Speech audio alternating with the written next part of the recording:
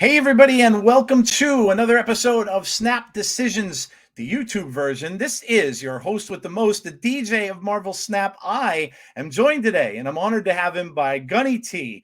Gunny, welcome to the show, man. I'm really happy that you were able to come on. Really glad to have you here. Gunny and I were talking on X, Twitter, whatever you want to call it, a little bit. But I'm happy to have you, man. Thank you for so much for joining me.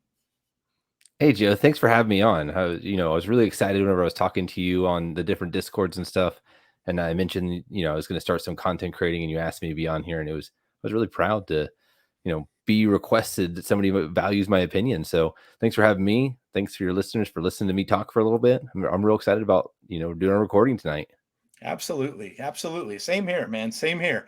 So we're going to talk about a lot of different things today. We're going to go over some stuff that maybe we have not gone over on my show prior, which is very cool. So if you don't know, Gunny's got a lot of experience with past card games. He's played Magic similarly to me, but he has come up with some things that are actually his newest YouTube video. When did you put your video out now? How long has it been? Ooh, I think it was on last Thursday. So it would have been about 4 days ago now, 5 days ago, four Okay. days ago. It was right before I recorded with the How Can She Snap brothers. I wanted to make sure I had Yes. something out right before, we put that one together. Those guys are great, man. I had a ball with them on their show. They're Oh, awesome. they're so much fun. Oh man, especially that pictures thing that they do at the end with the guest the Yeah. deck. Oh my god. That stuff is phenomenal. And I love it. I mean, being an older guy, I love they have like an 80s flair on their show, They which sure is do. fantastic, man. I absolutely that's right up my alley. That was the era I grew up in. So um you have a deck that is out there now. I mean, it's been mentioned across a lot of platforms at this point. And I have played it myself. It's a very good deck that you came up with, and it is called the Big. Oh my God, I have it right in front of me too. The Where are we? Come on, Big Dumb Big Idiots. dumb idiot. The Big Dumb Yep. Idiots. Yes. Um, it's a really cool concept and a really good deck, and it works really well. I mean, you have a lot of decks that just like to go higher than others, especially with the meta that we came off of with Blob and everything like that. So tell me a little bit about the deck. How'd you come up with this deck? I mean, you have the armor in there, you have the Cosmo in there, which is very good, by the way, against Destroy. You Oh yeah. literally Right wipe now it's out Destroy Grandmaster. with that deck. Yeah. So how did you come up with the idea? Well, I'll start. We got some audio listeners here. I'll just break down the deck list real quick. We got Yep. Zero, Armor, Quake, Maximus, Cosmo, Gladiator, Warpath, Atuma, Ronin, Blob, Scar, and Destroyer. So that's the deck. That's 12 cards put together. I had seen a mix of about half these cards put together in one place by it was actually featured on the Snap Judgments YouTube show is an Ika deck. But he was using Zero to cancel out the negative abilities of Atuma, as well as I think Red Skull was in there at the time. There was still armor to back things up with Cosmo nulling out the ability of the Destroyer. So those were some of the cards that were in there. From there, I remember Lambie talking about with Gladiator's buff up to a 3/8, it just being the best stats for value. So like Gladiator is just a good card. It doesn't matter the downside of it. Because it's just a good card. It has the most stats. So I thought to myself, like, I really enjoyed playing this Ika deck before, but it just seemed a little bit undertuned. So we got a buff to Maximus with it becoming a 2/6 Gladiator buff, and then Scar came out, and I think Scar was really the missing piece here. We had all these big dudes that are already in the deck, and on a turn 6, if we could reduce the cost of Scar effectively, then we could put out massive amounts of power on the final turn. So it's just all those pieces kind of put together, and it kind of ended up working. I tested a lot of different things. Had some other folks that were putzing around with it. I took a look. I know Nerf Herder did a video that on a very similar deck. Jeff Oglin, he made something very similar along the same lines, but this is the list that I kind of fell on, and I've had the most success with. I've climbed up to top 500 on the post and infinite ladder with this deck, so I know it can be successful. That's awesome, man. Yeah, I got stuck a little bit on my journey this month. You guys all know I've been talking to you on the podcast about it, the Galactus journey that I took from 30 on up to, and I made it all the way up to 80 with the deck. And then once I get to like 83, 84, I kind of got stuck with it a little bit. People were playing a lot higher; they were going a lot taller than my deck could compete Hmm. with, and stuff like that. So I started playing your deck a little bit, and like you had mentioned, and I've listened to you talk with some other on some other shows, and obviously you and I just chatted. But you, one of the things that stood out for me is one of the things you said about you mentioned getting to know. You really have to know your deck. A lot of times I switch decks, and I think that could be a mistake on my part for doing that because I get frustrated sometimes with a deck thinking, I'm just losing and losing and losing, and then right away I give up on it. I'm comfortable with Galactus because I played it so much over Yeah. the past year of Snap. So, but you know, I, that and you're 100% right when you talk about that because when I played it, looking around and trying to just get used to the play lines a little bit took me a little while.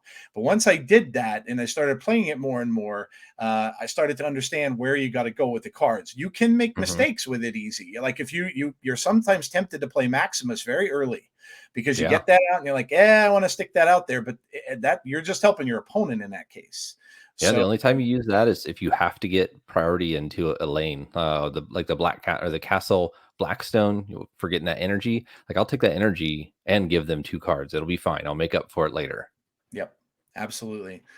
So it's a great deck, man. You've been featured now on. I saw Regis's video talked about it today. That's amazing. Yep. I know Glazer has mentioned it on his video on Snap Judgments as well. Yep. So Snap man, this Judgments found it. I think it was 19 now 20 days ago. So if Glazer is always at the forefront of deck creation oh and my metagame gosh, shifts. So, and this is a nice plug for the Snap Judgment, but like that show is he's got it going on. he really does. He's a great dude, and he joined me 2 videos ago. He was the one who kind of reached out to me and just said to me, "Hey, you need any help or anything like that? I'll come on your show." And I was like, "Wow." I was like, because I'm used to watching his videos, and I'm like, "Really? You want to come Yeah. on my show?" And I'm just I'm just getting started with this stuff. So yeah, he's a great dude, and he does a lot of work, man. I don't know how he does it. My wife's a teacher too, so the fact that he's a Oof. teacher and then he does that during the day, and then he does a video every single day of the week, and he does stuff on weekends. I'm like, dude, I don't know how you do it. But all right, so let me start back here, and I know I started at the deck and stuff like that, and we'll come back to that a little bit. But tell me a little bit of your background. I know prior to the show we were talking about magic, and we'll get into that. But first, tell my listeners a little bit. First of all, we were talking about Glazer. Gunny is in the military, so I don't know how you do it either. I think to myself too, and he's active in the military. So, man, you've got a lot on your plate as well. So, how you have time to find to do all this stuff, and me being a casual player, and I think to myself, geez, I don't play because of my job. Most cases, I work in retail, so I have weird hours and stuff like that, and till I get home and stuff. But then I'm thinking like, well, these other guys find time to do it. It almost makes me think, geez, what the hell are you doing? I think it really comes down, everyone has their releases. Mhm. For me, one of the stress relievers I have is getting myself into not only a game but a community as well. Whenever I was doing Magic the Gathering very heavily, I was part of something called the Alliance of Military Magic Players, which was an organization that helped bring military members as they're traveling around the world together, so they can find groups to play Magic the Gathering with. So that was a big community thing there.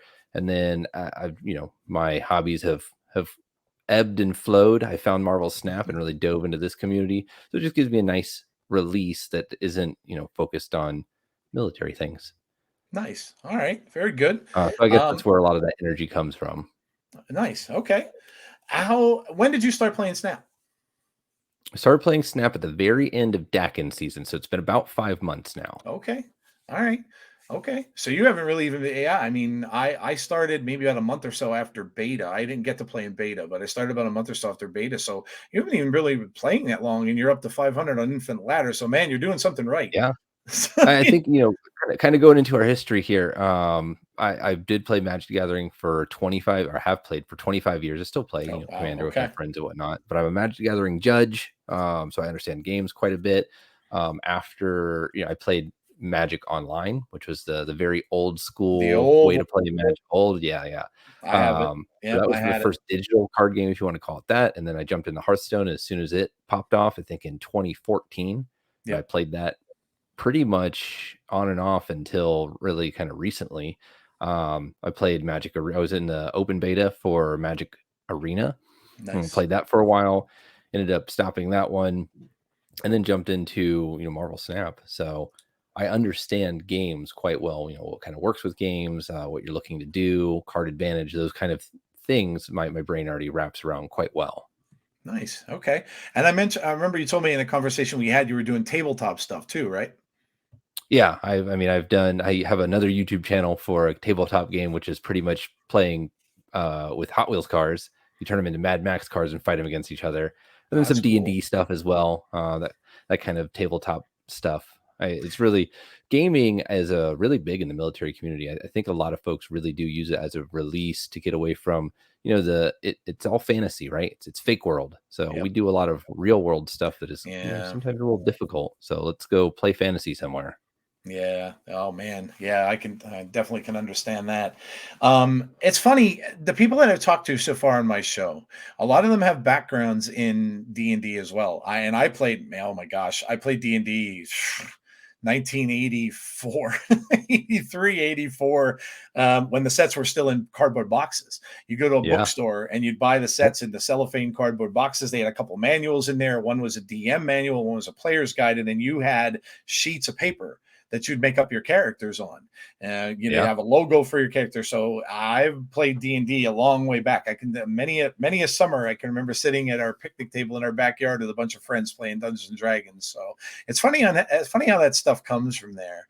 Um, what got you to look at Snap? Now I know you have a card game background, obviously. So Yep. was it the card game background that attracted you to the game, or was it the property of Marvel? Because you hear different things from different people. I got into it because I was a big Marvel fan, but also I played a really big money grab game a few years back called Marvel Battle Lines, which Yep. I really, remember you talking about that in one of your yeah, previous casts. yeah, and I enjoyed it. I mean, I just liked it because it was Marvel, but it was a definite money grab. But what brought you into Snap? So I'll tell you the truth.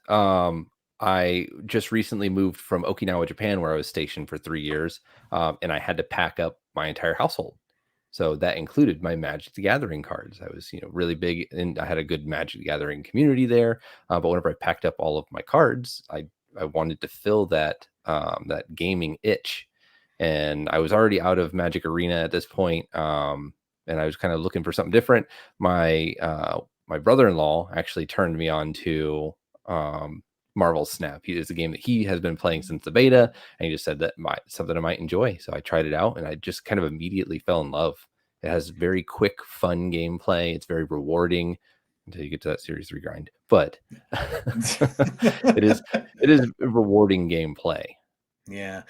If you had to, and I know I've asked a couple other guys when I was on the Kid Snap podcast, I asked them too. Mhm. If you just to go off that topic, because you mentioned Series 3 and you're newer from Series 3 than I am. Yeah, So if still you fresh in my were brain. yeah, right. If you were a dev, how would you change Series 3? Just out of Hmm. curiosity. So there's really two options I think you can go for. One thing I really enjoyed about Hearthstone is they ended up coming up with this like it was a money thing. You had to pay money, which I'm not really adverse to. But at some point, you were able to buy basically a starter deck that was still good. It was a meta deck for a certain amount of money. Maybe it's 20, $30, and it's not going to be the highest win rate best deck. But I heard KM actually talking about it today on Oh, one of okay. his podcasts, but he was talking about Shuri, destroy, and not Shuri, excuse me. No, Shuri's a good example, but let's say Shuri, destroy, maybe the Infinite She-Not deck, like those three decks. There's probably a couple other there. They're really kind of basic. Like they're not winning tournaments, but they're still very good played decks, and they come and ebb and flow out of the out of the meta. So if Yep. there was an option to just be able to like laser focus somehow, either like, hey, pay us $20 and you get the deck, or maybe it's Mm, I can then click this button and that's where my series 3 focus is going to go as I unlock my cards. That way that in a short amount of time you get a playable deck to help you get through the grind of the rest of series A. I think that would really help a lot. So that's a money way to do it. Another way to do it would be just to, reduce some of the cosmetic things that we're getting in our caches mm. during that series 3 grind. As we add more and more cards to series 3, it's only going to take longer and longer. So I don't know, maybe it's a tiered system. In the first, I don't know, 1,000 ranks or something, you're only getting series 3 cards, or it's double the rate of series 3 cards. Something like that. That's a good idea. I mean, I like the deck idea. I've often said, like, even if I get it, their release schedule is going to be what it is. Now they upped it to another card, so we're going to get a little bit more cards every month. But unlike other games that you mentioned, whether it be Hearthstone or Magic and stuff like that, they do things a lot differently. They drop sets like every 3 months sometimes, Hmm. or every 2 months. But at the beginning there, like you were saying, if you would give someone like and I'm just trying to think when I was going through the process, the grind and stuff like that the first time. Now I started a free to play account just to see too what it would be Yeah. like again to go through it. I did. And where you get stuck is when you start getting into series 3, even on ladder. It's very difficult to climb if you don't have the right cards. Yeah. You're going up against these guys who have like a destroy setup where it's all set to go. They've got the cards they need. They have the venom, the carnage, and you just don't have it. So if you can choose, it's a great idea. If you can choose like a deck Yep. to go, wow, that's a great idea. I love Maybe that. instead of the the free series 3 card each month, maybe it is a free series 3 card, and also like those are the like the decks that goes in are going to be what you open for a little while. I don't Oh know, wow, something laser focused that way, just to yeah, help folks instead of building a random collection of series 3 cards. I remember here's a great example. I remember yep. I had watched early on, didn't really know what I was doing. I had watched a Patriot deck. I really liked it. Wow, this Patriot deck seems really good. It's not. But at the time, I thought it looked really cool. It was something Yeah, I wanted that to do. So, like, I saw it in the shop and I immediately grabbed Patriot. Like, sweet. I didn't have another deck. Like, and I didn't have any of the cards that went with Patriot. yep. I don't think I opened Brood until like the last month of my Series 3 climb. So I got this That's Patriot that sat there and did nothing yep. for forever. And I was already running a Destroy deck at this point, with slight modifications, but I had a Shuri deck at this point. Like, before I even ever got to use my Patriot that I wish I would have, Man. used to get something different. Yep. And Yep. there's a lot of folks, folks that are listening to podcasts and folks that are watching YouTube videos. Like, those folks aren't really making the same mistakes that the people who just play on their mobile is. So what is that grind like for people who don't know what they're doing at all? It's got to be difficult. Yeah. Yeah, I agree. And yeah, that's the thing. This game started off as a mobile game, and that's where they, that's what they put their efforts into. Now it's gone to computer, and so they got a little bit more of an audience with the computer part of it, but they still say their bread and butter is the mobile game. But it's just, it just seems like one of the big pain points from people that this is starting and just not being able to catch up Yeah. for as many people out there that are collection complete and stuff like that and have every card, and then for them to start the game and come in. Yeah, I don't know. I like your ideas. It just it seems like that needs something in order to, because man, it's great when you get stuff as a current player that you've been playing for months and months. It's great to get things, but when you don't keep those starter players happy, Hmm. it's not good for the game overall. Yeah, and again, I think there should be some kind of way that doesn't eliminate the grind from somebody who wants a free to play. Right. But I don't know, hammer on your whales. If Yeah. somebody wants to join the game and say like, I want to play this meta deck, like, let them. I don't know how much that costs, but Yep. let them. Yep. Yeah. And maybe Yeah. it's even an option of only unlocking the series 3 cards for some of those decks. Like, hey, here is, for this amount of money, you're going to get all the cards for the Shuri deck besides, the series 5 card or something. Yeah, I like it. Well, there's no way a dev is listening to my podcast, but I hope they, Just an that'd be idea. awesome. That's Throwing awesome, ideas dude. out there. I love it, man. I love it. So I want to talk to you about this week's card because Grandmaster, this card was so hyped, so Yeah. hyped. So many people hyped this card up, saying it's going to be one of the best cards ever in Marvel Snap and all this kind of stuff. The play rate and the win rate isn't really showing that that's the case. What are your opinions? Because I'll be honest, the decks I tried it in, sure, I had it in a Wong deck. Yeah, it works wonderful in a Wong deck. But to me, there's a deck or two, Wong, Destroy, maybe a couple others that it does really well in. But other than that, I found myself many times with the card in my hand, couldn't play it because a lane was full, or I had no play for it. It ended up the only card I had to put down there, and it's a 2-0. So Yeah. what do you think of Grandmaster? And also, looking at some of these cards, like often people do, when a new release card is going to come out, they get excited about it. They watch their favorite content creators to hear them talk about it. Yeah. And they get fired up, because, and then usually the content creators will play it the first day and they'll kind of show people what it's like. This card, though, to me seems two things. One, it seems like it's going to be good down the road, maybe a little bit. Two, it also kind of seems as what I refer to this on my show as a big brain card. Sure. Yeah. There are a lot of big brain decks. It's so, and I often say, and I've joked about it today. I said, because some cards just make my brain hurt. Like Move makes my brain hurt. Yep. When I look at a Move deck, I'm like, Bounce. Oh my gosh. Bounce is another one. I was watching Lambie's stream yesterday, I think it was. He was playing the bounce deck, and it was insane. He is so good, man. He is so good at the game. I watched him in the tournament, the last big tournament that they showed. Yep. Oh my gosh, he's just so good. But yeah, they really are. But what did you think of Grandmaster? Did you get a chance to play around with it a little bit? What did you think of the card? Yeah, I did play around with it some. I didn't really find a whole lot of success with it, but I do want to say, to concur with what you said, is Grandmaster is a fantastic card. Anybody who has Grandmaster or opened from Grandmaster, don't be sad. Its day might not be today, but every single card that is printed and says the words on reveal on it are going to have to answer the question, does Grandmaster break it?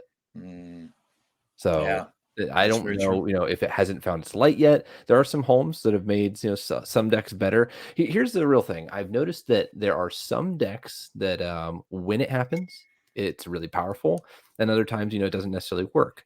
But then there are some decks people were trying to almost force it inside of. I remember I played it in a Darkhawk deck, and it was going, I think, a little bit too hard into the on reveal package. It played both Zabu and Ravonna Renslayer, and it had no tech in it. There was no answers to anything. So there were times where I was holding Grandmaster, like, oh, I could put a couple of rocks in her deck, but I also just wish this was a Shadow King. Yep. So I think there's some situations like that too, where people are forcing it in places where they could probably benefit better from it just being a tech card, because it's almost like a win more. Like my deck's already doing its thing well. Let me make it do weller. I know it's not a word, but I'm gonna win. I'm winning, and it's a term taken from a lot of different other games. Is called win more, which is if your deck's doing the thing, this makes it do the thing even more. Which is that good? Like, I don't know. You don't, winning a lane by 1 is still winning a lane. I don't need to win a lane by 100. That actually makes no sense. I would rather have that power elsewhere. Yep. Yeah, that's a good point. I used them a little bit in there's a Darkhawk deck that's out there now that's floating around. I was playing Darkhawk again myself the last couple of days, and it does work well in there, because if you use it with a Korg or a Rock Slide, or a Black Widow, where it really works is with the Black Widow, right? Black Widow's nasty. And again, I was going way deep. So I was like Black Widow, Absorbing Man, and Grandmaster to do like 3 turns in a row. And I think it was maybe the Absorbing Man should have just been a Shang-Chi. You're not drawing for 3 straight turns. Yeah, that's when that happens, you win. Oh, no doubt. Yeah, that's nasty. I didn't have Absorbing Man in there, but yeah, that's actually not a bad idea. Yeah. So I think that it's still looking for a home, but I think it's just not a card that you are going to miss having. I think the unfortunate part is something's going to come out. It's going to break it. People are going to not have gotten it. I don't want to force people to go out and get it. But there's going to be a deck that comes out and you're like, oh man, that Grandmaster looking real good right now. Yeah. Yeah, yeah. It probably, well, like you said, the on reveals are it's the most of the cards in the game are on Yeah, reveals. and I So think a big thing here too is let's take a difference between Grandmaster and maybe a card like Celine. So Celine has a very particular use. You want to, use it to decrease your opponent's cards. You're probably using it with goblins, or yeah, before it got changed, you're using it with a nihilist, right? There's a very particular deck it wants to go inside of. yep, This upcoming March, or sorry, is it February? We're doing all the discard stuff, right? There's a bunch of yeah, discard stuff. yeah. Yeah. So Black Order if next you month. like Yeah, discard, then those are great cards. If you don't like discard, then those cards don't speak to you. Grandmaster goes in like anything. Do you like on reveals? Like, because I like on reveals. Those go in yeah, any deck. yeah. Yeah, that's true. I try to, I mean, a lot of the larger creators will give their advice and they'll tell people whether they think they should get it or not. Drew Barry does such an amazing job with his snapper pass videos and stuff like that. He's usually the guy I watch. I'll give my advice to people sometimes, what my advice means according to what anybody else does. But yeah, you're right. A lot of times with these cards, they look tremendous and then they don't end up being what they thought it was Sure. going to Yeah. be. So I think a lot of times it's just good advice, maybe for people, especially who don't have. Now, me, I mean, I'm collection complete. Mhm.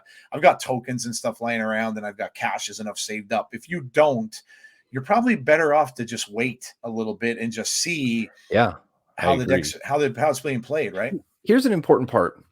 So it really kind of depends on where you are with your collection level. Like I'm not collection complete. I'm pretty close. I think I'm missing maybe 11 cards or so. Okay. So I still have some to collect, but I have the basics, right? I've got my Zabus, I've got my Iron Lads, I've got my Jeffs.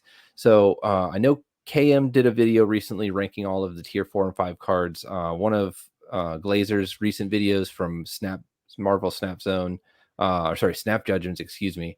Mhm. He rated a bunch of the cards, and I really think focusing on some of those broader brushstrokes is probably a better place to be. Once you have gotten those, that's when you start focusing on some of the other cards, right? So if you don't have Zabu and Darkhawk, that's a great place to start if you want to do any kind of mid-range stuff, because those cards go hand in hand and they go in so many different packages. Speaking of packages, Sentry and Annihilus going together. If you Yep. like to do that kind of thing, that's where you want to be. If you like discard, you need to get Modoc. If you like destroy, you need to get X23 and Null. So focusing on those packages that actually make decks is where you need to start before dabbling in things that make decks better. Does that make sense? Yes. Yeah. Absolutely. Absolutely. Very true. And it's good advice, and it's good for people. Like I said, people that are playing that aren't collection complete and stuff like that, and they want to play certain decks. Yeah, absolutely. It's great advice for that. Um, so Grandmaster. Now we'll turn our attention to. We've got a card coming up in a few days. Actually, tomorrow. Right? Tomorrow's Tuesday. Yeah. Yeah. Beta Ray Card coming Bill. out tomorrow. Beta Ray Bill. It, he looks like Thor Part 2 to me. Essentially, very, very similar to what Thor is. And I'm pretty excited about the card myself, because I'm gonna end up just playing a crazy, probably Thor's deck, because it's gonna work with regular Thor. It's gonna work with Lockjaw, like we used to see that with Jane Foster and stuff like that, and all the hammers flying around. You can play him with a Thor. I mean, he would work with Grandmaster as well. So are you? I mean, now, you being not collection complete, Mhm. so are Well, you? Do do you? you know the history of Beta Ray Bill? Like, where does he come from? Dude, I do. So started in a comic book, geez, back in 1983. He is what they call a Corbomite. He's from and the name of the planet is Corbin. So he's a started as a Thor enemy, actually. He was the first creature or thing, really, to be able to hold Mjolnir. No one was ever able to hold Thor's hammer before. Now, we saw in some of the MCU films, obviously, that whole thing with Captain America, where they all, they were all in a party, him and Iron Man, they all tried to lift his hammer and couldn't, and then Cap finally lifted it in Endgame and was able to use it. So he was able to lift the hammer. Now, the thing was, he was made as a villain. He kind of Okay. started as a bad guy. He and Thor had a fight in that comic book, and then it turned around that he ended up being a good guy, and then he ended up getting his own hammer. Nice. So that's where Stormbreaker comes in. Okay. And they changed the lore of that a little bit in the MCU. Obviously, Stormbreaker was Thor's. And Thor went and got the Stormbreaker hammer in Endgame, or in Infinity War, rather, to beat Thanos. The artist who drew him was Walt Simonson, was his name. Very famous writer and artist for Marvel back in the day. And he had said he wasn't sure what he wanted to make him look like a monster, but he didn't know exactly what he wanted. So he started with a horse head. Okay. And so he's like, all right, I have the horse head. And he said, but how do I make the horse head look like a monster? Horses aren't monsters. Yep. And he said, so he kind of gave it the slit mouth a little bit that he did. Okay. And that's how it ended up. And then he wore the same exact outfit Thor did. So the red, the blue, the plates and stuff on his chest, same outfit, same boots, the yellow and black striped boots.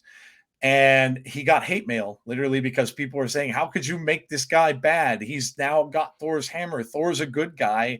How could you make this dude bad? And it's funny though, because, after that comic came out and he never really had his own series, but he's been in a lot of team up comics. So he's been in some stuff with the Avengers. He's been in some stuff with the Guardians of the Galaxy, probably most recently is where he shows up. So a lot of the space stuff. But now he's become like a cult character. People love him now. And it's crazy because he's never really been in a movie. He's been in some of the Marvel animated stuff over the years. But I know a lot of people are hoping, they were hoping he would be in the last Thor film, but he was not. So maybe he's a character you see soon. I know the only glimpse of him we got in the MCU was in Ragnarok. On the statue, right? On the statue. Yeah. Okay. Yeah, right next to my boy, Man-Thing. Man-Thing was right next to him on that statue. So they were both on there. But yeah. As a Marvel novice, I love hearing your lore on all this stuff. Oh, I appreciate that. That's why I asked you. My mind is filled with useless comic book knowledge. Oh, man. I felt the same way about Magic the Gathering. I have an encyclopedic knowledge of old Magic the Gathering cards. All right, so for the audio listeners, Beta Ray Bill, just to refresh everyone, is a 4 energy, 6 power character with an on reveal that says shuffle Stormbreaker into your deck, much like Thor's ability, right? Yep. And Stormbreaker, whenever it comes into play, is a 0 energy, 1 power. It says double Beta Ray Bill's power. So, as the text reads right now, you would play Stormbreaker and he would become a 4/12. If you're able to add to that with, a forge or something like that, then he would become a 4, 16? 16. So any way to pump him up would add to that. Yeah, I mean, it wouldn't be that hard to double that up. I mean, if you double him up, he's a 20. What are you, 24? Yeah, 412, 424. So. Right. Not bad. Not too bad. I mean, where do you think he finds his place? Now, I think Drew Barry was saying, I can't remember if he said snap. I think he said pass on him because of the caches and stuff that are with him too aren't all that great. You have Elsa Bloodstone who needs a buff, and maybe she'll get one. We have an OTA coming up, so maybe she does. And then you have Galactus, who they're not touching that card anymore. I don't think anytime soon. So now for me, that's the highlight of my week. What are you talking about? Didn't Glenn just say that it could go up to a 7? Gotta read context. Please saw that. Please tell me that this is a possibility in a world. And it's like, yes, that is a possibility in a world. Yeah. Meaning that no, it's never gonna happen. Stop asking me about Galactus. So I will tell you from my personal feelings towards the card is I tend to gravitate towards decks that are not reliant upon certain pieces, right? So I don't do combo very well. I can't make combos work. So something like this feels very combo-y to me, right? You probably want to draw. I mean, your ideal basic line is Thor into Beta Ray Bill into Jane Foster Thor to play them both on maybe, I don't know, something to do it on turn 6, and then maybe with an Odin, right? So you play both of those and you Odin, and then they're giant. So that's magical Christmas land. And what happens when those pieces don't actually pan out is you end up with a 4/6. But there, if that's people's jam, like by all means, like I've seen some really cool decks. I watched a couple Thor decks recently that played Lockjaw, using the hammer into the Lockjaw it's a great thing. It's not my type of card. And I think this kind of goes into what I was saying earlier when we were talking about Grandmaster. If you enjoy that kind of gameplay, if you enjoy the Thor kind of gameplay, like this is a get. Like you need to get this card because it will give you enjoyment. If you don't like that style of gameplay, then it's probably just a pass. I actually love that, and especially for my audience, because I tend to, and I've had a lot of people that play the game casually come out and kind of say, well, I kind of see a lot of your points, and that's a great shout. I think a lot of people sometimes forget, and I talk about this on my show too. There a lot of times you almost get grouped into two different players. There's people that play casually, and then there's people that play, they're the ones that are playing infinite. They're the ones that want to get ranked and stuff like that. But the bottom line is, you're playing a game to have fun, just like you Mhm. said. If you're not having fun with it, it's probably not your game. Yeah. So it's just that simple. But I like that. I like what you I said. It think I really, think yeah, Beta Ray Bill will work sometimes. I'm going to lose to this card. It will yep, happen. Somebody will make a cool deck and it'll do the thing however many times. Maybe it's a good deck. It's just not my style of deck. So even if it is a good deck, it's not a deck that I would be playing. yep. Well, now that begs the question. So what's your good deck? What's your type My of good deck? decks are just mid-range, generally Okay. speaking. I've done most of my climbing with different versions of Darkhawk, and then my Okay. Big Dumb Idiots deck, this one, which I still consider a mid-range, right? So it's trying to put points on the board and some tech pieces to stop your opponent from doing things, and then Yep. hopefully it works at the end. It's normally a series of cards that work well in synchronization to each other, but don't necessarily rely on any of the other pieces. Okay. All right. I so we also have, as I was saying, oh, well, here, I just have to, because you were talking about the Galactus thing a little bit before. I have to read this out real quick. I don't know Okay. if did you ever hear of Interrobang? Oh yeah. Yep. He's He's fantastic. phenomenal, dude. Yeah, he's one of the biggest Galactus people I've seen on here besides me. He wrote this just a little bit ago. I was laughing right before I came on with you. 'Twas the night before Galactus Day, and all through the queue, not a tech card was played, no Cosmo en route. Locations gave enemies despair. Crimson Cosmos and Space Throne meant nothing played there. And Heralds old and new couldn't help but feel that with one swift play, opponents will kneel. Nice. He loves Galactus. I do too. Oh I man. I posted all my Galactus variants that I have, and I literally Yep. have every single one, and I have them all split, inked and gold. They're all, and I showed him. I took a picture of all of them, sent them to him, and he goes, "Yeah." He goes, "I got nothing on you." He Nice. goes, but Good. yeah, it's fun, dude. I go back to the card just because of when I got it, and Yep. I've told this to people many times, but I pulled it from a cache very early on. Didn't know how the hell to play it. I wish I did, because I would have definitely made infinite at Yeah. that point. Definitely would have.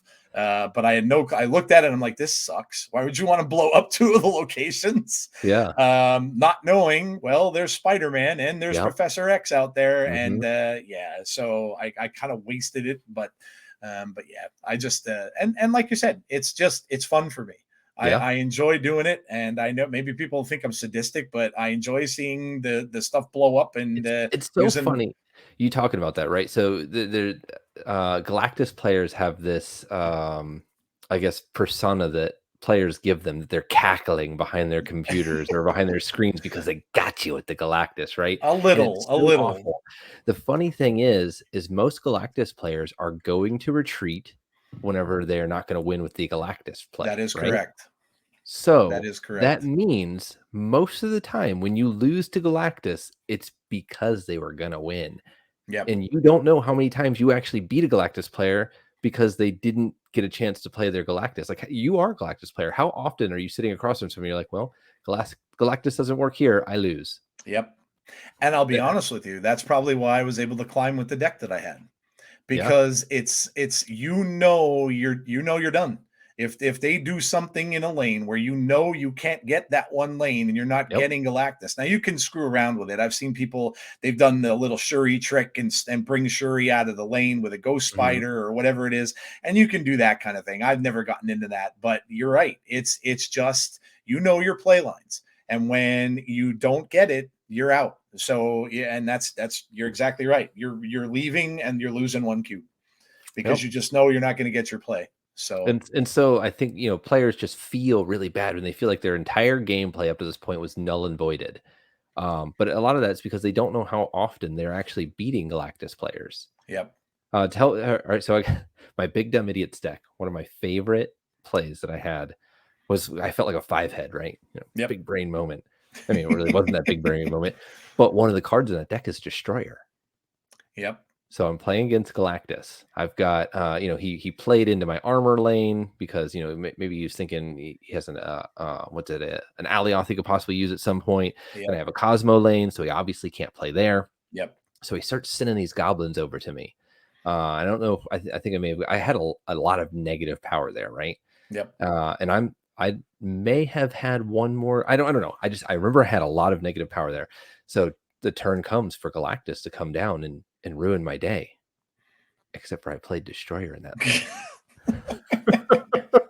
Wiped out the Right. goblins. I've had that done. Oh man, it was Yep. so funny. I was like, I'm gonna get Galactus here, and I have no way to defeat this. Wait a second.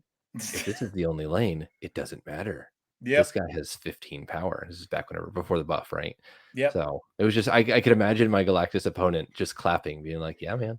Because if you're a Galactus player and you get got with a move like that, I feel like you're like, "All right, you deserve it." Yeah, yeah, exactly. Because I mean, well, especially now, like if you play, I have another deck I've been trying out, and I have Selene in that deck. So if you're Mhm. throwing an 11-point goblin over there, so Yeah, -11 goblin, and maybe you have the other one there too, that's -14. yeah. That's hard to overcome that. And that's just, yeah. But you got to understand, if they do overcome it like you did with the Destroyer, yeah, it's like a tip of the cap, because what are you gonna do? It's like, okay, you, You did it. Good job. you You solved my puzzle. yeah. Yeah, you beat me. I think it's also the most it's one of the easiest lines to see. You know when someone's playing it. Yeah, You know the cards. I mean, it used to be turn 1 used to be Nebula, turn 2 was Daredevil, turn 3 was usually yeah. Elect or Wave, and then you had Electro. You knew the play line. The secret is just start playing into the lanes that they don't have anything in. Yes. You start Yeah. throwing enough power in there, and they're like, "Oh, I don't get to use Galactus this game." Yep. Yeah. Yeah. The deck I have now even has a ghost spider in it to pull people. I guess it's the Yeah. if you play like Jeff, and you Yep. could Jeff pull seems Jeff good. over, and then you'd have an extra lane to use the Galactus in. So yeah, it's just fun. I just enjoy the deck. It's Good. fun. That's I all know you it need to be doesn't it doing. doesn't when you get up to certain levels and stuff like that, it's hard, especially if you're going up against really tall decks that Yep. go really really tall. It's tough to beat, but yeah, it's fun though. I enjoy it. All right. That said, so we kind of discussed a little bit of this already anyway, but I want to get into some of the things that you've been working on, because I'm fascinated by it.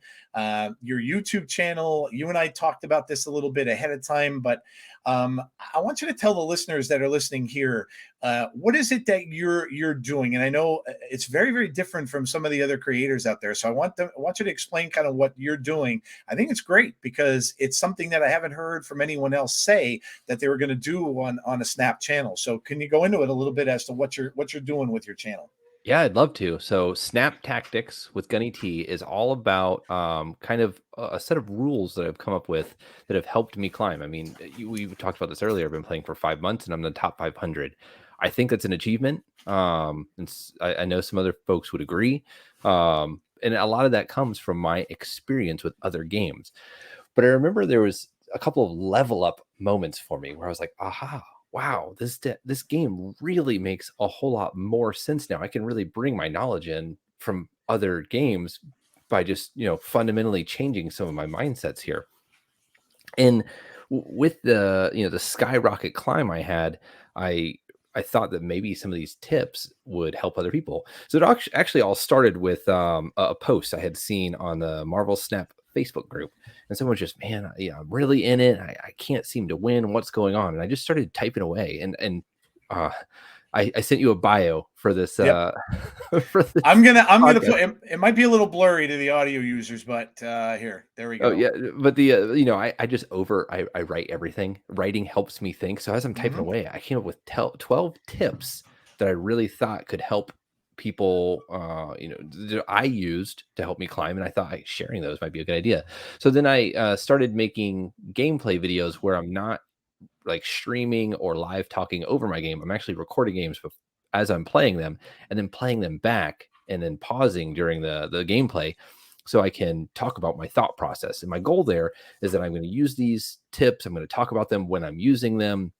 and hopefully help others reach their goals. Is your goal, you talked about this earlier, and I think we're going to Yep. break this down a little bit later, Joe, but you want to reach 90. There's Yep. 500 free gold sitting there at rank Mhm. 90, and every player deserves to have it if they want to, right? If you can have fun, maybe use some of these tips. Some of them are pretty easy, and if you use a little bit of discipline, like this game just became easy to me. That was one of my level up moments, was whenever I just figured some of this stuff out. And the snap mechanic is the main piece of it, Mhm. because everybody, if you're listening to this podcast and you're looking at meta reports, you're a good player.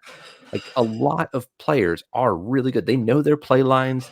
They have played enough to read, what their opponents are doing, but it's snapping where I really think they are, or they're not doing well. So 100%. I like to kind of talk about that, break it down, and hopefully, again, just help other people. I think, who was it that said it? I mean, it's an old saying, but somebody said it recently. But it was, a rising tide raises all ships, right? I want Yes. other people to get good, reach their goals, and just make this game so much more enjoyable once people figure out these easy tips. I love that, because again, it's something that I know that you mentioned Lambie, and the first time that I ever saw anything referring to what you were talking about, and I oh my gosh, I always forget the name. I really wish I'd remember the name of this poor person's podcast, because I've quoted it so many times.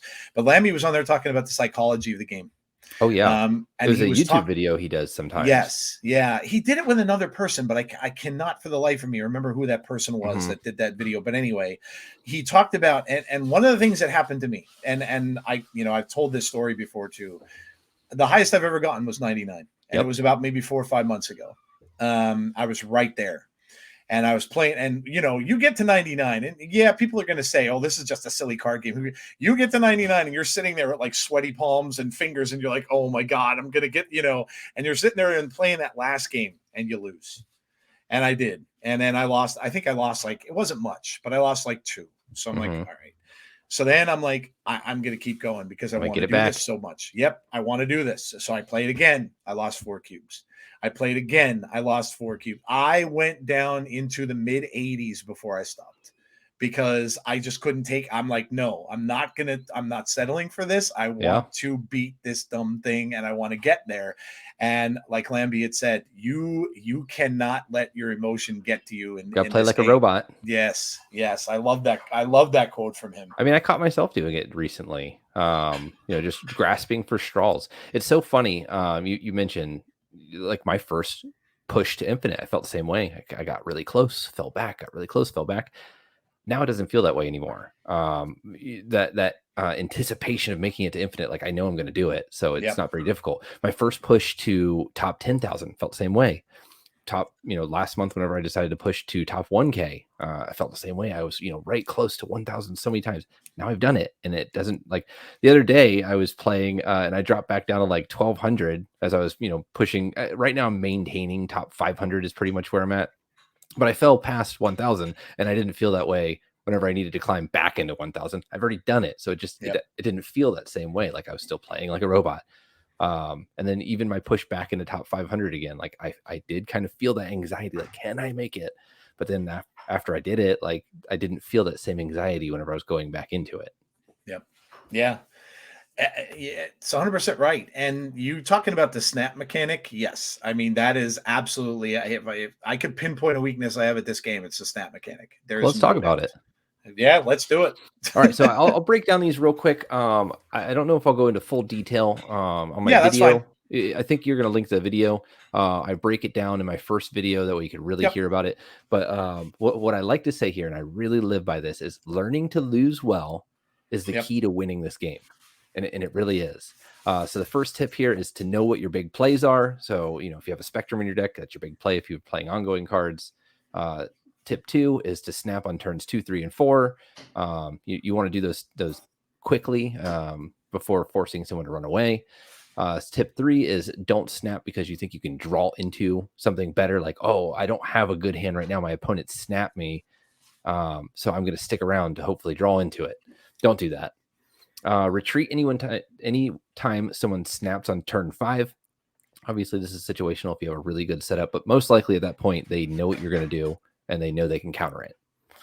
Try not to snap on turn 5 for the flip reason. If your opponents are retreating properly, they should probably run away. You want to take their 2 cubes because 2 is better than 1. And then don't stick around just because you have snapped. A lot of players feel like I snapped on turn 3. I thought I was going to win this game, and I just did this. I'm going to be using that as one of my videos. Nice. I stuck through a game because I had it was against a destroy move deck, and I had an armor, and a Cosmo, and I was like, I played them all, and I snapped into it, and then no way they can. I didn't draw any of my good cards. I just had the tech cards, and I was like, there's no way. And it was an 8 cuber. And I should have left, but my best friend was sitting behind me right here. So I was kind of, talking through him, narrating. I wanted to win the game, whatever. Yep. Talking about how good I was doing, getting all these tech pieces, and I lost because I stuck in a game because I felt like I had to. I had already snapped into it. So even I'm still doing this stuff, right? Yep. But yeah, don't stick around in a game. All right, and then can we go to the next one? Let me see if we have the next slide here. If I just had, oh man, I think I just have the one. My apologies. That's all right, no big deal. I got it right in front of me. Okay, cool. So tip 6 is, sorry, we did that one. Tip 7 here is don't play through a game just to see if they have the one card that beats you. The one example I like to give here is Alioth, right? So if your opponent has priority in 2 lanes and they're playing a lockdown style deck or a deck that you suspect might have an Alioth, then you need to retreat because most likely they have the Alioth. There's a 70% chance that you're going to draw any given card in your deck. That's how the math works out for this. So even if you're playing Conquest or something, like, if they don't drop the Taskmaster this time on that Shuried Red Skull, then I'm going to win. Like, nope, most likely they have it, so you should run. All right, and then got tip 8 here. Be patient and click retreat later. There's, let's take the Alioth example again. There's a time where they might not have that answer, and they think that you might win, so you could save a couple cubes there. Tip 9, one of my favorite tips, is retreat often and revel in your 4 and 8 cube wins. These make up for 3 1 cube losses or 7 1 cube losses. Their perspective there. So you want to force your opponent to play into your good hands and retreat when you're not in a good situation. Tip 10 is don't bluff. I think this is funny that I said this because bluffing is definitely an advanced topic. Lambie does it all the time. I was actually bluffed by Lambie, one of the guys on the yeah. So I was playing him in top of the ladder, and he was streaming, so somebody had seen that he bluffed me, and I retreated, and then they messaged me afterwards and were like, Lambie didn't have the Shang-Chi. But in my experience, climbing throughout the ladders, players don't generally bluff. If they're snapping, it's normally for a reason, and you could just honor the bluffs there or honor the snaps there. Maybe there's a situation where you don't, but they generally don't bluff. And then on the same note, until you're really good, like, don't bluff snap. It's probably just not good. All right, and then tip 11 here is snap before you play your setup piece. A good example of this is armor in against a destroy deck. If you can drop your armor, clogging up their Wolverine destroy or something like that, you want to snap before you make that play instead of after, because now you've already revealed it and you're not going to get those cubes from your opponent. And then last tip here is to play Conquest to test out a deck. Test out the learning patterns, because it could be really costly to do that on the ladder. Yeah, and that's that last one. And if you're going to do that, go and play Conquest and Proving Grounds, and don't, for God's sake, don't go in there and first of all play the entire game out, and secondly, let's not be playing a lot of High Evo and Hella and all that in Proving Grounds. This is where I might disagree with you a little bit, Joe. I've heard you talk about this topic before. Like, I definitely do think players should snap. Both players snap on the first the turn of Proving Grounds. If somebody beats you with their High Evo deck because you're testing out some jank, like, cool, bud, go to your next game. Yeah, you got it. But that is a good place for people to, for instance, Pulse Glazer. He's always putting great decks on his YouTube. True. And whenever I try that deck out for the first time, I normally start down in the Proving Grounds and just climb up with it however high I can go. Yeah, that's a good point. I mean, I definitely don't want to drag out a game against like a really good deck when I'm just testing out some jank. Like, all right, come on, buddy. Yeah, you're playing Destroy. Like, this deck's really good. You can just go. Yes, or Hella. Oh, man, don't even get me started on Hella. I must have played 13 games in a row against Hella. one of the things that one of the things that that sticks out to me there is, well, first of all, well, I'm going to ask you because you come up with this, so I have questions for you. Okay. So let's say you start a game, Yep. okay, and this has happened to me a lot recently, and I lost because of it. What do you do on a turn one snap? Against the Because turn one snap. yes, against, because you're at the point where you don't know, you don't know where they, now maybe they might play a card and then they snap Yeah. right away, or they might just snap off the bat. So what's your suggestion to do? Just go in there and play it out, or again, are you looking at your own hand and thinking like, yeah, I really have nothing, am I going to even waste a cube, or do you just stay in Yeah. it for the cube? I guess it really depends, right? So Conquest, you know some information about your opponent's deck, so Right. you could possibly look at the location and see if that gives you any information. Let's just for the ease of this, let's just concentrate on ladder. Playing Sure. against one Yeah. opponent. So Yep. the thing you need to do on a turn one snap, because it happens sometimes, those are bully snaps. People just wanting to climb quickly, like you were saying, Yep. I'm going to get these cubes back. So somebody might just snap turn one because they're angry or something.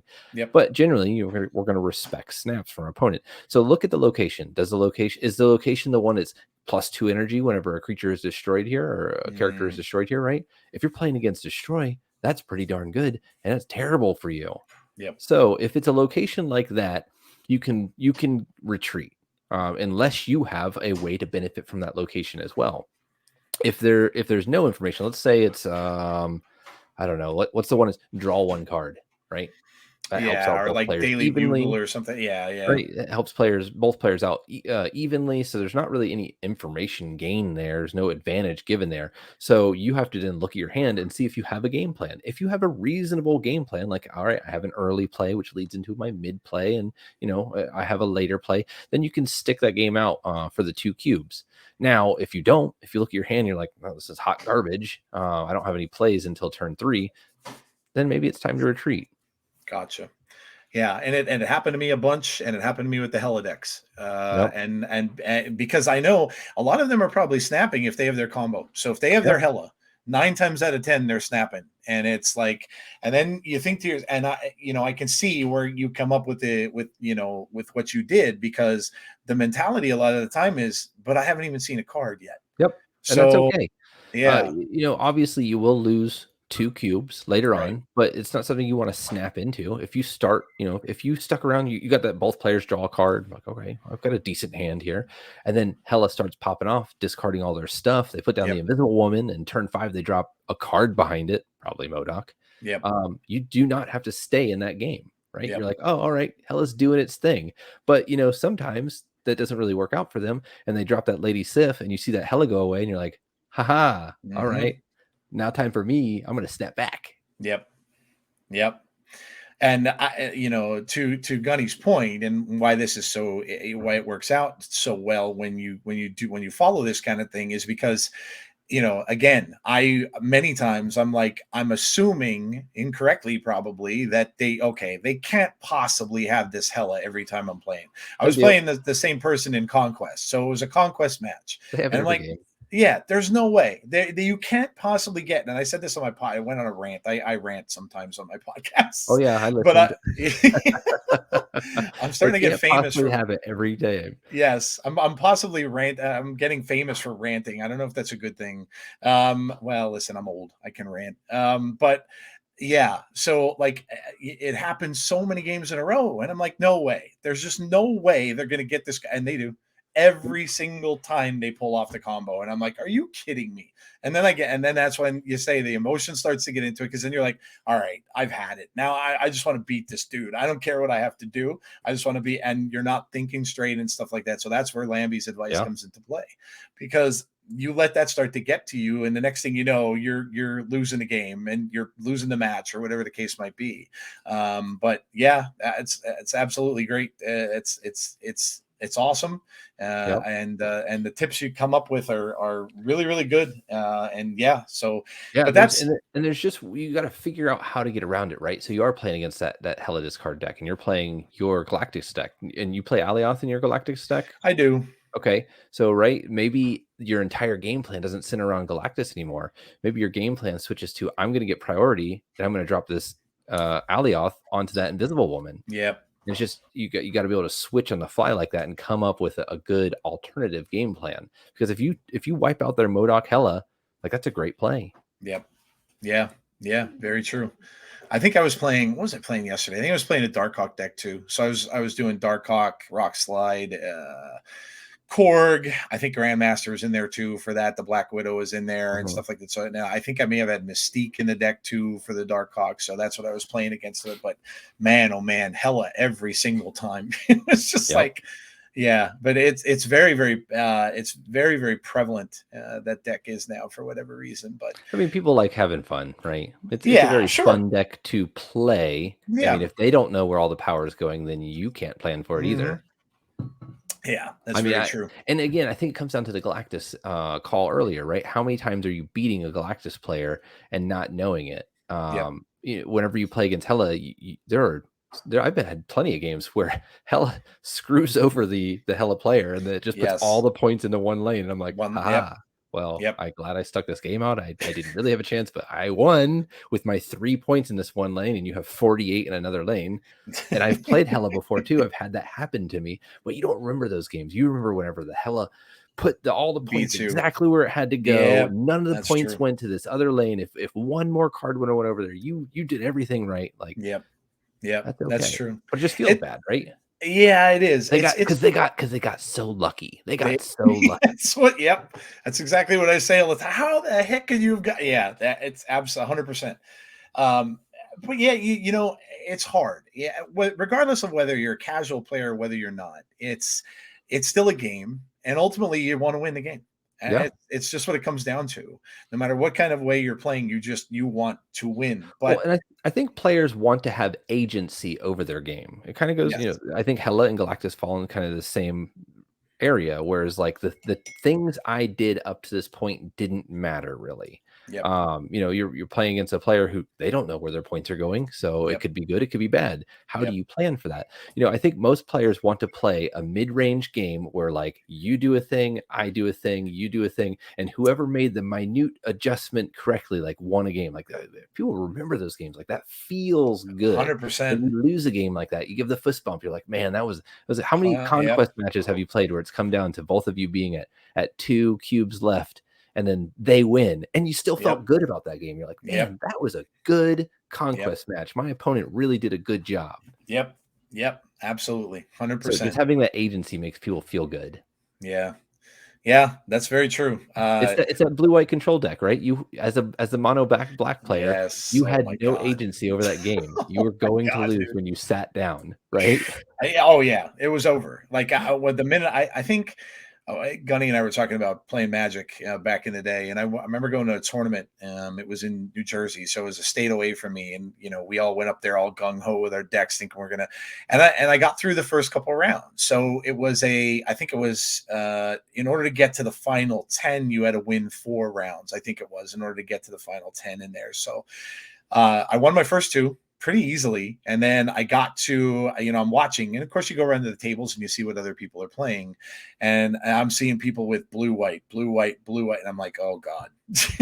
Like I can beat anything with the deck that I have. Red was a problem back then with the direct damage and stuff that they would have the players and the lightning bolt and the fireball cards and stuff like that.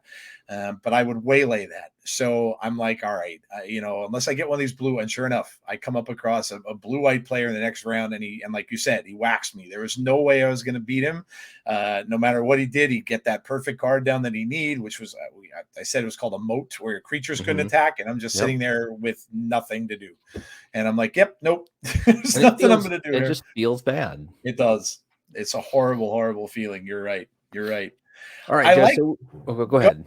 No. Go ahead. So we had spoken about possibly pointing at some things. You said you're at 83 right now, and your Yes. goal is to make 90, like we talked Yep. about, Yep. and that free 500 gold. Mhm. So I think, do you have an image of your Galactus deck we could pull up? I wish I did, but I could read it out to you. I Okay. could show you what I have. Let's see here. Let me pull it up really quickly. I just switched it actually, so I'm playing Okay. a little bit of a different way that I was playing from before. But here, let me get it up. It's okay. Are you So on your iPad or anything? Can you send me a screenshot?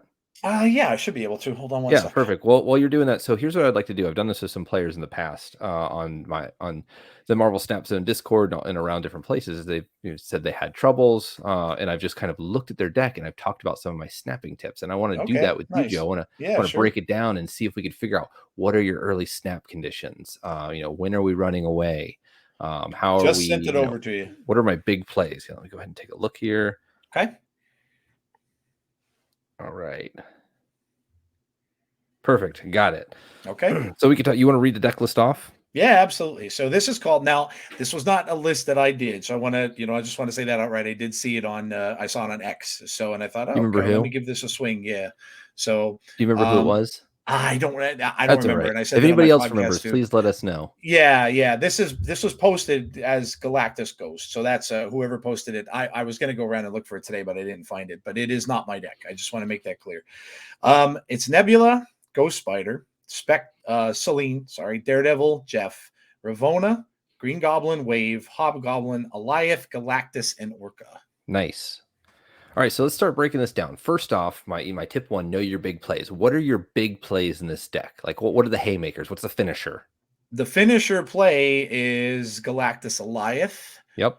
or it could be Galactus Orca, Yep. or it could also be, if I don't get Galactus out, it could be Orca just to win a single lane. Yeah. Right. You like throw a bunch of negative power in one lane. They think that you're gonna do your Galactus thing over there, so they try to stuff it, and then Yep. you win that other lane that you weren't playing in with that Orca. So Yep. now we know our big plays.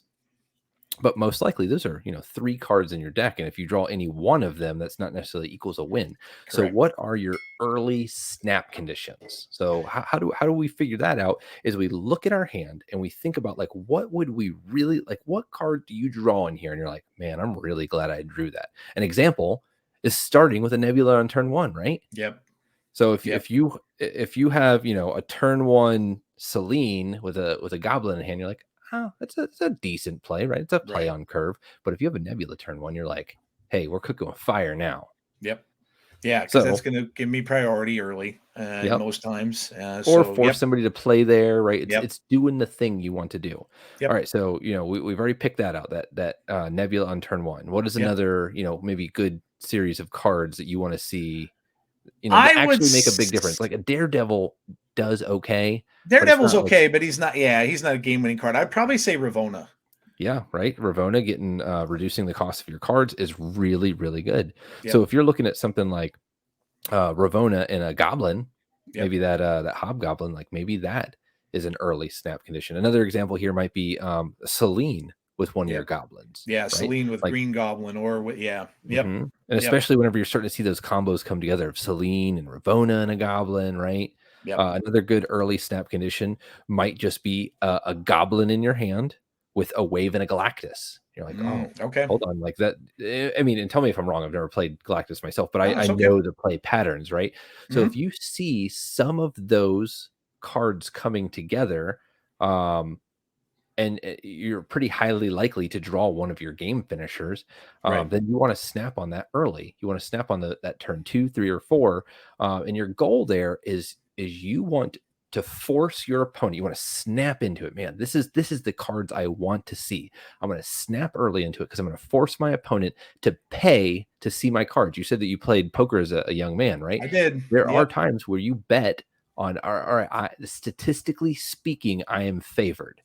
So I'm going to bet that I will continue this favoritism. And there are times where it comes to bite you in the butt, right? You might not draw that Orca to finish the game. That happens. But if you drew the other combo pieces up to that point, you're very likely to be able to finish that game out. Yeah. Yeah. No, absolutely. That's I've said this often. It's if you played poker, you were not even necessarily that good at it, but if you played it enough, you're probably going to be pretty good at this game, because a lot of it really is. You're kind of like you're saying, you're betting to see other cards. You're betting on what you've got, as opposed to Yeah. what they got. So yeah, So no, I I love want it. to I want to ask you a question and tell me if you think this is nuts. Mhm. Almost every one of my games has a snap in it. Oh wow. Okay. Either I'm snapping or my opponent is snapping. There are times where both players will dirtle around and nobody's Yep. really doing anything, and we're gonna go to 2 cubes and see who dirtled the best. Yep.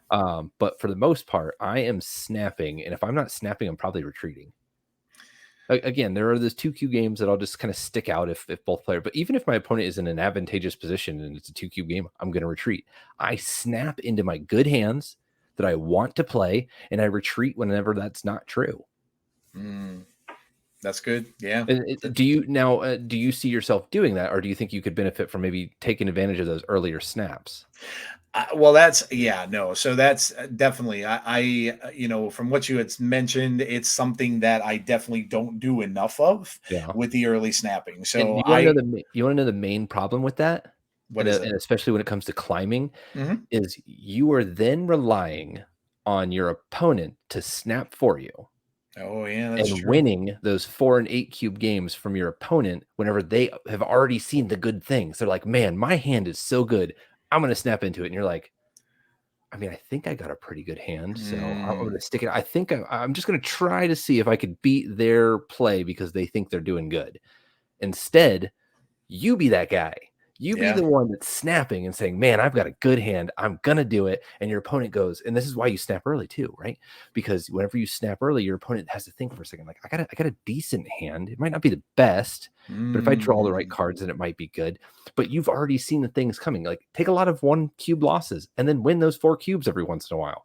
Like, yep. I lose a lot of 2 and 4 cube games. It just happens because I'm an aggressive snapper, but I make up for it time and time again because of those early gets. And I catch people, these tips that I'm giving, people do them. They do things like snap, and if they accept the snap or they snap you back, like they have to stick around. Like I've how many times have you sat in a game, been to 8 cubes, and like, how did my opponent think they were going to win? Yes. Yeah.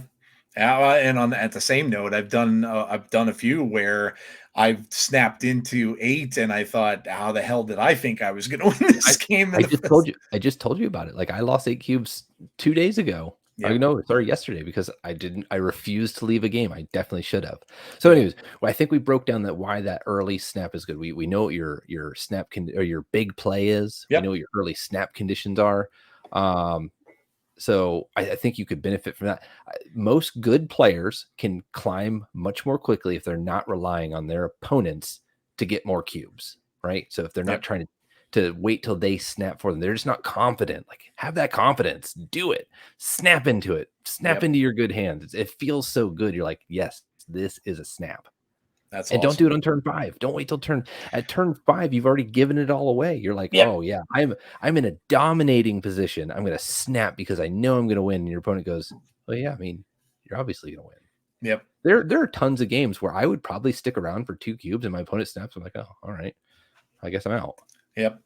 And there's the other issue.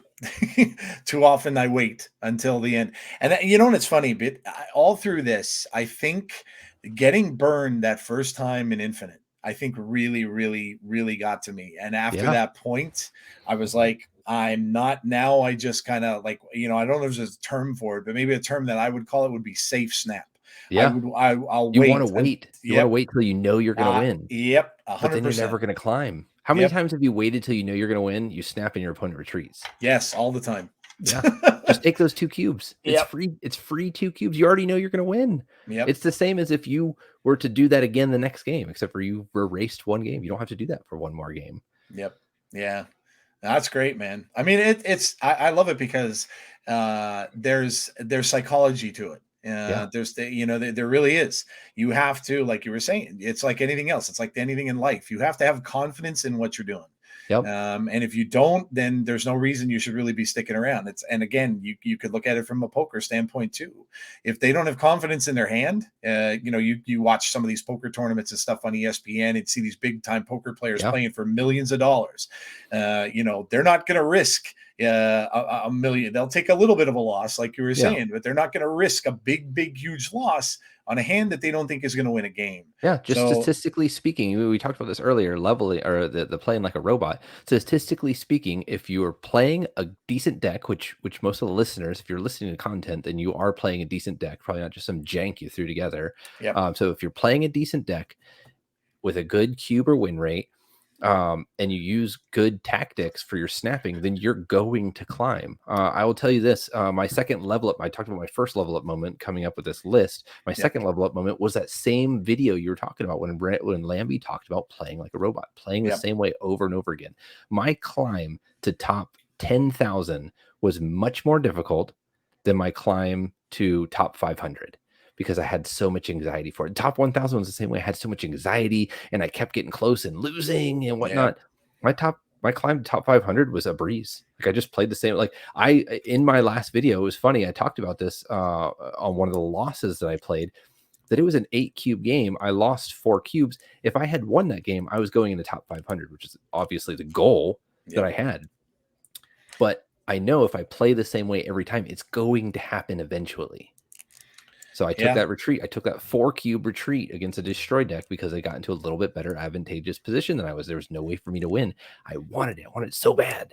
But if I lose 8 cubes, then I go that much further back. That's true. That's very true.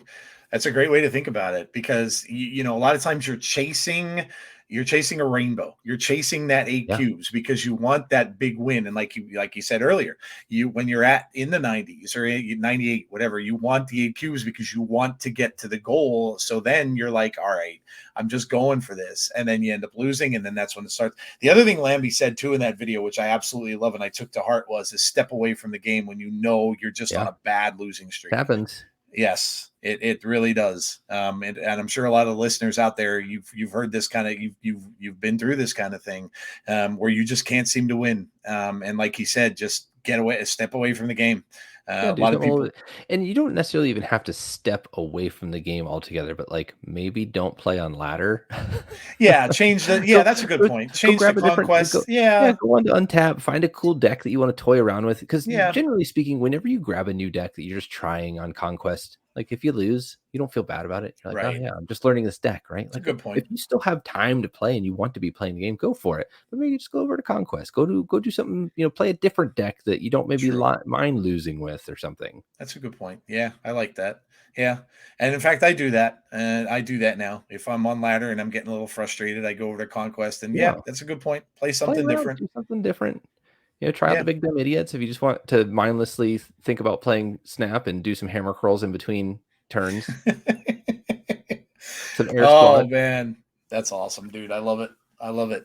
So, this, like I said, I think this is fantastic for the people who are listening. Again, the list is up there for you to see. Well, most of it anyway, but I'll share the list, and I'll share obviously his video as well, because it's really cool, dude. And I really, sometimes when you have people doing content and everything, they kind of want to follow the same route that everybody else does, because you kind of see people having success and you're like, all right, I'm going to stream this game online. I'm going to have a community, and we're just going to play the game together and all this kind of stuff, which is what a lot of them do. And that's cool. But what I like about it is you're actually trying to help others play well in your streams. And, the video that you had out is really cool. It's turn by turn stuff. I love how you're able to stop the game in between and explain what you did. I think it's good stuff, man. Love that you thought of it. And I think it's really going to help out a lot of people. Yeah, I really hope so. Again, rising tide raises all ships. I just want people to have fun. The more people that have fun and enjoy this game, the more money's going to go into it, the more attention's going to go into it, and then it just makes the game better for me, because then that means the game will last longer. So I do have some homework for you, though. Yeah, absolutely. So I whenever I give these tips to people and I sit down and talk to them about their gameplay and their deck or whatever, I like to send them. I like to focus on 2 parts in particular, and I think the 2 I want you to focus on is snapping into your early plays, and then coupled with making sure you're retreating. Like if you don't have a game plan, retreating appropriately. If you can do those 2 things, I want to hear back from you and see if that helps your climb, right? So you're going to know what your early plays are, snapping on turns 2, 3, and 4. And then if those things happen, if you snap into those, and then at the same time, when people are snapping you, unless you have a game plan, you're retreating. And if you get those snaps on turn 5, retreating again, unless something crazy happens, you're like, no, this guy doesn't have it. Yep. But with those, two things out, like just try focusing on that for your next play session and just let me know. Let me see. Yeah. I want to Oh, see. yeah. No doubt, man. No doubt. Hey, listen, if you get me to 90, I'll be the biggest proponent of what you got here, dude. Let's see. Let's see if we can do it. Let's go.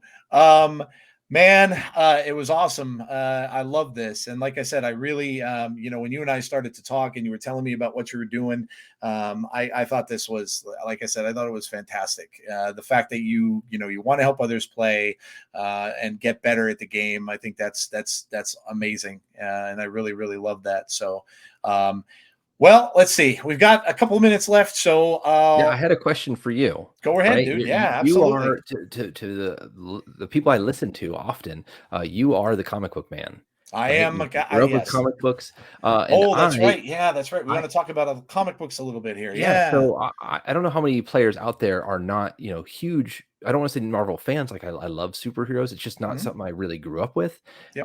And I've a little bit, you know, uh, you know, in the deep end with all of the Marvel stuff. I didn't really. I'm a fantasy guy, so I haven't kept up with the movies.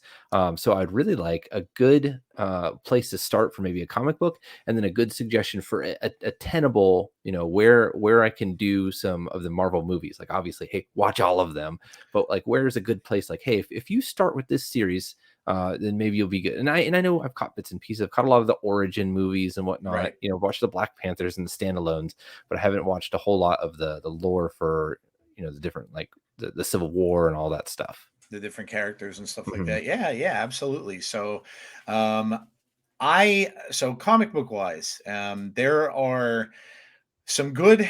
So we're going into Black Order. One of the first recommendations I would tell people to read if you haven't is read the Infinity Gauntlet comics. Okay. Tremendous. The story, of course, everybody knows the story now. The heroes all go up against Thanos, but it is very different. The comics tend to have, and it's almost like when you read a book as opposed to a film. You're going to get a lot more detail in a book than you would from a movie. And being that one of the things I didn't like about the switch from the comics to the film with that is that they left out death. Now, Okay. I know why they did. It would have been a little hard for people to believe that there's this entity kind of telling Thanos what to do, Hmm. this ghost-like figure, which I think would have been cool to see her in there, but they left her out, and I get why. I don't know if it would resonate with people who maybe didn't read the comics and would have kind of thought, well, why the hell is he listening to this ghost? But she was left out of it, and I think that she was Thanos's driving force in those books. But those books are really, really good. Especially going into this next season with Thanos. Some of the other ones, I would tell you if you're going to pick up a new comic, there is one. So if you're a Spider-Man fan, and a lot of people are, Yep. there's He's one a that really just easy came. character to like. Yes, there's one that just came out. It's Jonathan Hickman wrote it, and literally the number one issue. So a lot of times you don't get, comics are going on, and sometimes you don't get a good jumping point. A Yeah. lot of them are in, hundreds, 200s, 300s issue, and you're like That's lost. that's tough to chew, right? You telling It somebody to go is. read 200 comics, like, Yes, absolutely. Yeah, it's hard to get involved in a story. It's like anything else. It's like a TV show that you watch and you just come in on yeah. episode 50 or something, and you just have no idea. So this just came out a couple of weeks ago. It's the newest Spider-Man comic that's out. It's the Ultimate series, so Ultimate Spider-Man, but they restarted it at number one. Okay. Not going to give too much of it away, but it is basically centered around an older Peter Parker. So he's Okay. in his 40s or so. Uncle Ben is still alive, Okay. and he's married with children. So very, very different take on the character, Cool. and it's amazing. Really, really cool. They're only coming out, I think, with issue 2 in maybe the next week or so. So great And is jumping on point if is you've is never that read it. do I need to go to a comic book store, or do they have digital Nope. comics? Nope, absolutely. I unfortunately, so my best man at my wedding, one of my best friends, used to have a comic shop, so it was very easy. He'd save all my books for me. I'd go and I'd get my books every week. Now, of course, that shop's closed, and I really don't have any places close to me. So where I get mine now is you go to Amazon, get it on the Kindle app. Okay. And when you go to Amazon, you look up Amazon Comicsology. Okay. COMIX, and then you'll see they'll have all the titles there. They'll have the new releases listed there. Okay.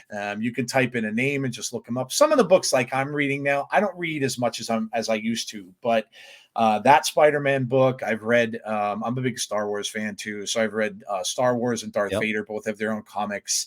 Anything that comes out that ever has Thanos in it, or that ever has Man Thing in it, or that, All right. in fact, Man Thing was recently in a Hulk comic book, which I That's saw. my homework. My homework. Yeah, I'm going to read this Ultimate Spider-Man, and it's I'm going to do the same fantastic. thing. I'm going to put it on my iPad. Seems like a great, almost the same size as a comic book. Yep. Yep. It's fantastic. That's exactly how I read mine now. Cool. Exactly how I read them. So, I appreciate uh, that, Joe. And what about movies? man, movies. You said you've seen the origin stories. Yeah, I've seen most of the origin stories. So you I think saw I Cap, Iron Man, all that kind of yep, stuff, that yep. and Hulk and everything. Okay. Did you see I would direct you to, did you see Winter Soldier? I don't remember if I've seen Winter Soldier. Captain America Winter Soldier is excellent. Okay, is that the one So where he fights against Bucky? yes. Okay. Yes. Yeah, that's excellent. Well, probably one of the best movies they've done. I may S have seen that one, but it's been a while. Like, so being in yeah. the military, we have movies on all the time, so I catch Yep. bits and pieces of pretty much everything. Yep. So I could just be confused. You know where else I would tell you to watch now too, and especially because now I'm going back and watching them again, Uh-huh. only because the MCU is directing now towards this. So Echo just came out recently. Yep. Now Echo is centering around the Kingpin again. Okay. Kingpin, of course, came from the Daredevil series that was on Netflix. Now, what they Yep. did was they took all of these series and they made them canon. So these are now official to the MCU, where they weren't before. Okay. So I would tell you, if you hadn't watched a lot of those, especially because now apparently the way they're looking at this, there was a comic too that this is coming from. It was called Mayor Kingpin. So basically, the Kingpin ended up becoming mayor of New York. He ran Yep. for mayor, he won, and then he outlawed vigilantes in New York City. So Okay. basically, no Spider-Man, no Punisher, none of these guys, they were all outlaws. And he had superhumans that worked for him that would end up taking them and throwing them in a jail cell if they found them anywhere. Yeah. So that's probably where they're headed with this. But I would, if you haven't, watch the Daredevil series. Okay. It's a lot. I think there were 3 seasons, but it's very, But very that's good. still chewable, right? I could do 3 Yeah. seasons. Oh yeah, no a doubt. while. Yeah, no doubt. And the episodes are like 50 minutes or so each. Yeah. But as to where they're going next, I think that's going to be, the movies are, the only movie they have coming out this year is the Deadpool film, the Deadpool 3, which is the only one that's coming out this year because of the writer's strike and everything like that they Yep. had. But the following year, then you're going to start to get, I know Fantastic Four is coming, which I'm super excited for. And why? Galactus is in it. Okay. So but yeah, so that's Cool. coming out next year. And they're going to start what they're going to do, and what the plans supposedly are, is they're going to reset their universe. So come a film called Secret Wars, which is another book I would tell you to pick up if you haven't read it. That is basically going to reset their MCU, and then they're going to bring in the X-Men, Cool. kind of restart them again, and that leads to so many things. In the books, that's where Spider-Man got his black costume, and you had the whole Venom thing. So yeah, but I would tell you to start with the Netflix ones, like, because they're on Disney Plus now too. Yep. I would say, watch Daredevil is excellent. The fight scenes in that, some of the best fight scenes I've ever seen in any Marvel stuff. D'Onofrio plays Kingpin amazingly well, and also the Punisher series. Punisher is also. I have watched the Punisher series. I watched very, season very 1 good. and 2. Yep, very, very good with John Barenthal. Yeah, Mm-hmm. Punisher was actually in Daredevil season 2 for half the season. Cool. So yeah, but that's where I would tell you to go, because they're kind of in between stuff now with the films, where you had Endgame, and since Endgame there were some good ones that came out, but people are kind of really like wishy-washy about them a little bit. I know the newest Ant-Man people didn't love, with Kang in it, and they're just not doing as well. In fact, some of them, like the Marvels, I didn't even see yet. Waiting for that to come on Disney Plus. But yeah, that's where I would tell you to start, because I think that's where the future is heading. I'm hoping there's other players out there that could kind of fall in my same category of not having a whole lot of good Marvel lore and can take advantage of this advice as well. Yeah, no, absolutely. And I've told anybody they can come to me for, like I said, I'm a wealth of useless comic book knowledge. But So yeah, I just loved it, man. I've been being a little bit older, I've grown up with a lot of this stuff. I was reading Spider-Man books when I was probably 5 years old in like 1974 or 75. So I joke about, I have that Weekends with Agatha thing that I do on every Yep. week on my and where that came from is an old Doctor Strange comic book that I owned. It was an oversized, they called them giant size comics. They were just like double or triple the size of a regular book. And I saw her in there, and it actually kind of freaked me out a little when I was a kid because she was a witch. Yeah. And she was drawn like a witch. She had old gray hair, that the lines in her face, and a black cat. She was, and that's where I came up with it when I saw her in that series in WandaVision. I'm like, oh my God, it's Agatha Harkness. That's fantastic. And I just love all this. I really do. I'm such a big fan of it all. I really enjoy seeing the things on the big screen. When I first saw Thanos, oh my gosh, I'm sitting in my seat at the end and seeing the post credit scene, and I'm looking. I'm like, oh my God, is that Thanos? Is that Thanos? And sure enough, he turns around. I'm like, yes, Thanos is in the film.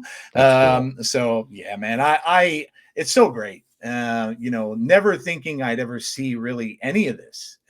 Back when I was younger, we had Superman, of course, with Chris Reeve, and then we had Batman in the 80s or late 80s, 89, Michael Keaton's Batman. But other than that, you really never saw any of this. And now me getting to see this stuff on the big screen and the comic books kind of come to life, it's fantastic. It's fantastic. I bet. It's really awesome. And that's why I love this game. I love it for the characters, and I love it because of what's in there. So, yeah, man, I love it. Well, thanks for asking. I appreciate that. That is going to probably do it for us. We've been here for a while, and thank you so much, Gunny, for coming out and giving me some of your time and your tips and stuff like that. I'm definitely going to put those to use.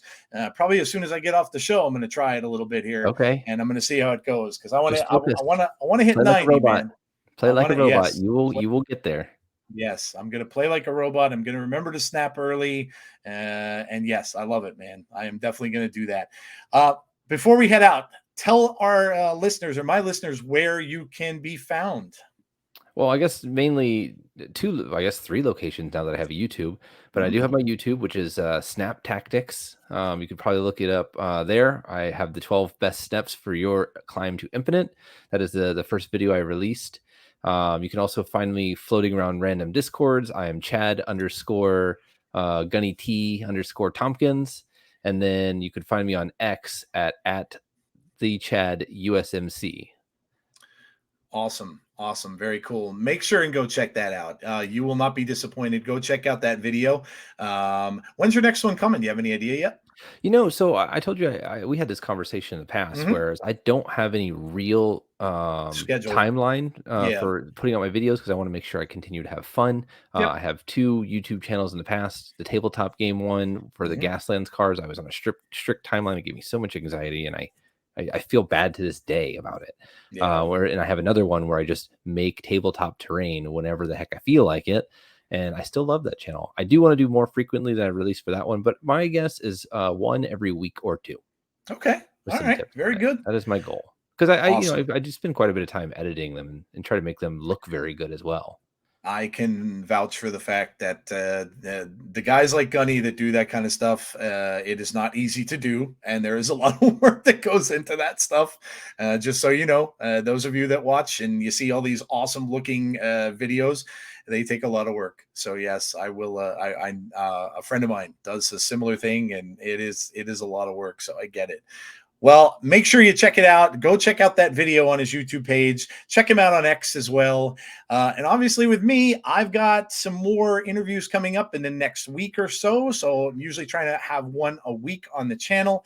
And then, of course, the audio podcast is already out. I got that out a little bit earlier today. Came out a little earlier than it normally does. So go check that out, and you can hear me rant about something because that's what I do. We got breaking news. Uh-oh. I got to throw this at the end here. All right. Sure. Glazer talked to me in the Discord while I was on this, and he said that we could mention it. So we have something big coming out, right? You like to do interviews, radio DJ. Breaking news. This is the first place where we're hearing from it for the masses. Let's go. There's going to be a league, a Marvel Snap League, starting probably in March. We still need to hammer out some details, but it's going to be a month-long league where you play one game a week against different players. We'll be cut into a top 8. Those players will play off over the course of a week. So it's a tournament where other people, you're not doing it all on one day. You don't have to give a whole day. You're going to do your one game, your one match for a week, and then you're going to record your results.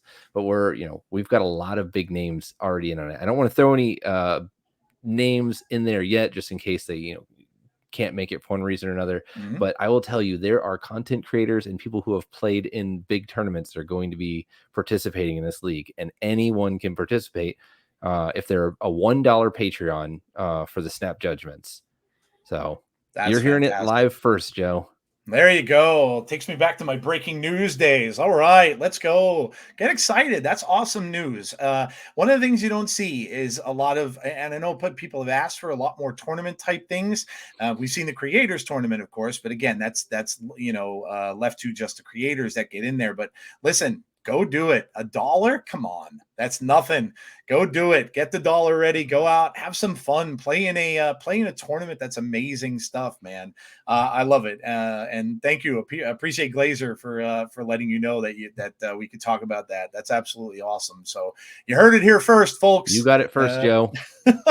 I got a scoop. Woo! That's great, man. Thank you so much for doing that. Guys, that's going to do it for me here tonight for Snap Decisions. Again, I will be back with another video next week. Check out the podcast. Of course, it's on Spotify, it's on Apple, and all the other podcast platforms. Make sure you like and subscribe the video, subscribe to my channel as well, if you would.